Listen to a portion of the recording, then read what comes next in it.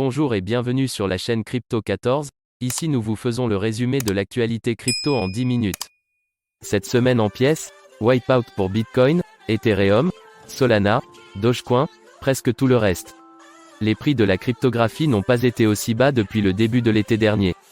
Cette semaine en pièces, illustration par Mitchell Prefer pour décrypter. Les marchés mondiaux de la cryptographie ont chuté de 8,5% du jour au lendemain.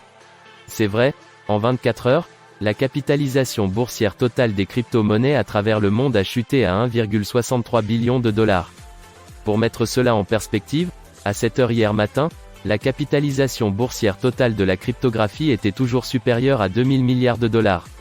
L'effacement d'aujourd'hui est révélateur d'une tendance générale cette semaine. Presque toutes les principales crypto-monnaies ont chuté au cours des 7 derniers jours. L'ensemble du marché de la cryptographie a connu un début d'année terrible, mais les choses se sont considérablement aggravées la semaine dernière.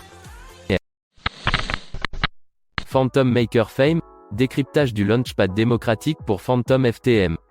Nous voici arrivés au moment de la présentation de Phantom Maker Fame, un launchpad et un incubateur développés principalement sur Phantom. En phase de démarrage, celui-ci vise la démocratisation de l'accès aux opportunités disponibles sur la blockchain éponyme. Gros plan, Phantom Maker, une histoire d'allocation.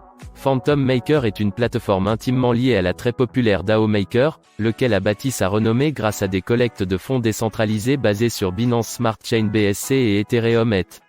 Son token natif Fame permettra la détermination de la taille de l'allocation de chaque holder issu d'un IDO à venir.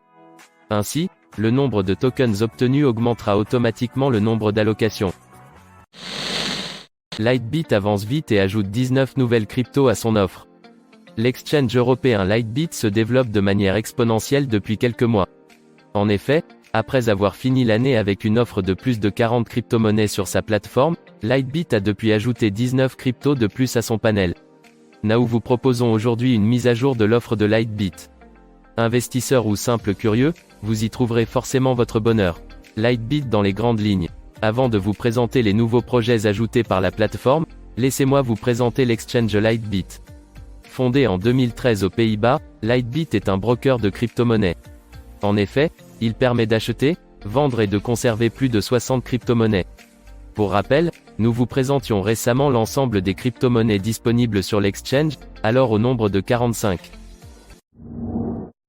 Michael Saylor, le Bitcoin BTC est à la fois une bénédiction et une malédiction. Dans une récente interview, Michael J. Saylor, cofondateur, président et directeur général de l'entreprise de MicroStrategy Inc. Nasdaq, MSTR, a partagé ses dernières réflexions sur le Bitcoin et, en particulier, sur l'évolution de son prix. L'achat de 21 454 bitcoins d'une valeur totale de 250 millions de dollars. Le 11 août 2020, l'entreprise MicroStrategy a annoncé dans un communiqué de presse qu'elle avait acheté 21 454 bitcoins pour un prix d'achat total de 250 millions de dollars afin de les utiliser comme actifs de réserve du trésor. Saylor a déclaré à l'époque: notre décision d'investir dans le Bitcoin à l'heure actuelle a été motivée en partie par une confluence de macro-facteurs affectant le paysage économique et commercial qui, selon nous, posent des risques à long terme pour notre programme de trésorerie d'entreprise, des risques qui devraient être abordés de manière proactive. Les NFT Top Shot de la NBA ont discrètement augmenté de 72% en 30 jours. Le marché des objets de collection de la NBA, qui a lancé le boom de la NFL il y a près d'un an, rebondit après une publicité de Kevin Durant.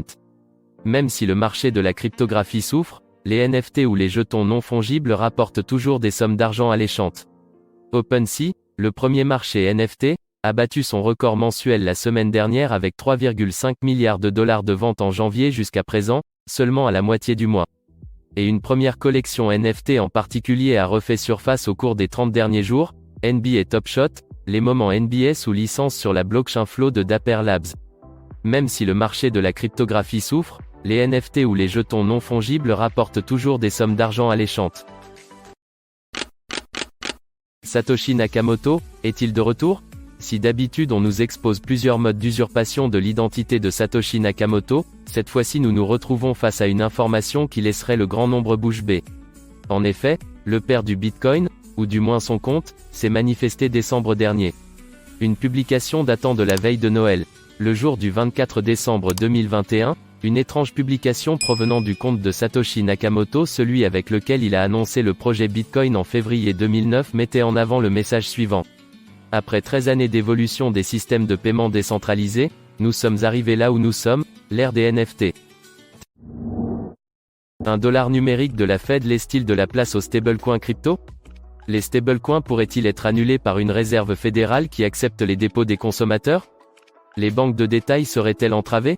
Les stablecoins et un dollar numérique de la réserve fédérale peuvent-ils vraiment coexister?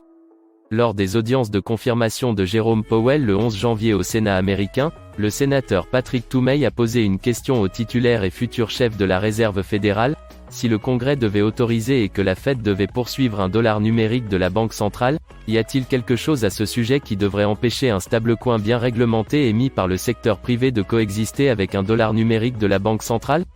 Non, pas du tout, a répondu le banquier central, une réponse qui a sûrement apporté un certain soulagement à la communauté crypto. Au moins, la Fed ne cherchait pas à interdire les stablecoins. Bitcoin coule en dessous de 35 000 $ du jour au lendemain. Le crash cryptographique s'est aggravé vendredi soir. Maintenant, Bitcoin est sur le chemin du retour. 34 420 $. Était-il au plus bas? Le Bitcoin a continué de plonger du jour au lendemain, tombant brièvement en dessous de 35 000 $ pour atteindre un creux de 34 420 $ sur CoinMarketCap, avant d'amorcer un lent rebond samedi matin. Il est toujours en baisse de près de 10% au cours des dernières 24 heures, selon CMC, et son prix actuel est d'un peu moins de 35 000 $. Le Bitcoin a continué de plonger du jour au lendemain, tombant brièvement en dessous de 35 000 $ pour atteindre un creux de 34 420 $ sur CoinMarketCap, avant d'amorcer un lent rebond samedi matin. Il est toujours en baisse de près de 10% au cours des dernières 24 heures, selon CMC, et son prix actuel est d'un peu moins de 35 000 $. Bybit annonce la création de sa plateforme P2P.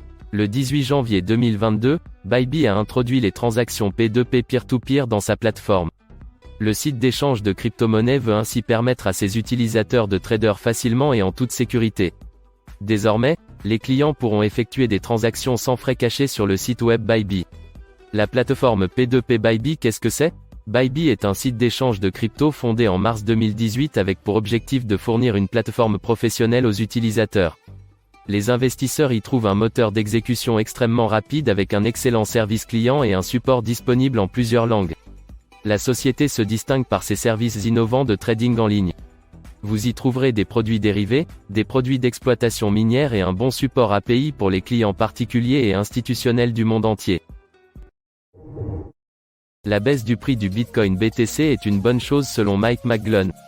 D'après Mike McGlone, le principal stratège en matières premières chez Bloomberg, la volatilité du marché des crypto-monnaies au cours de ces dernières années, notamment avec le Bitcoin BTC, prouve que cet actif numérique est prêt à révolutionner le monde. Selon lui, les investisseurs ne devraient pas se plaindre de la baisse de la valeur de la crypto-monnaie au cours de ces dernières semaines, car elle constitue plutôt une bonne nouvelle. La volatilité est une bonne chose pour le marché. Depuis la fin de l'année 2021 et en début d'année 2022, le Bitcoin BTC se trouve dans une tendance baissière qui se prolonge. Pour les investisseurs, cela constitue un problème, car plus aucun investissement n'est suffisamment rentable depuis la diminution du prix de la crypto-monnaie. Il n'en demeure pas moins cependant que pour certaines personnes, cette baisse de valeur constitue une bonne chose. Propriété virtuelle, 4 principes à prendre en compte avant l'achat. Certains tendent à dire que seuls les fous achètent des maisons qui n'existent même pas dans la vie réelle. Jusqu'à ce qu'ils se rendent compte que ces gens ne sont pas aussi fous qu'ils le croient. Au contraire, ils anticipent. Raison pour laquelle on assiste présentement à une hausse des prix des biens virtuels, partout. Immigration massive dans le virtuel. Des chèques contenant d'importantes sommes de monnaie fiduciaire et des grosses transactions en crypto-monnaie ont été aperçues dernièrement entre les mains des promoteurs immobiliers virtuels. La magie Decentraland a-t-elle été vite comprise par le grand nombre? On peut dire que oui.